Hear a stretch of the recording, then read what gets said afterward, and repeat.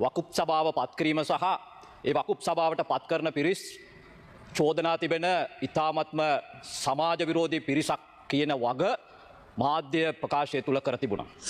ඒ සභාවට පත් කරන අය විශේෂයෙන් බුද්ධි වාර්තාවක් අරගෙන පත් කළ යුතුයි.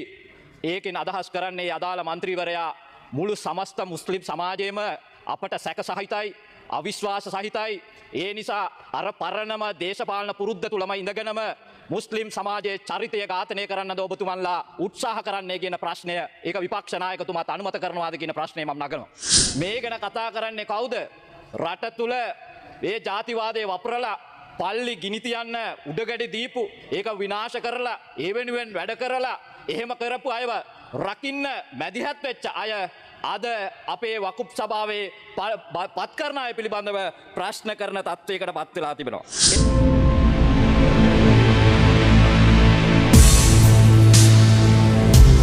ගරු මුනීර් මුරාෆර් නියෝජ්‍ය ඇමතුමා ඔබතුමාට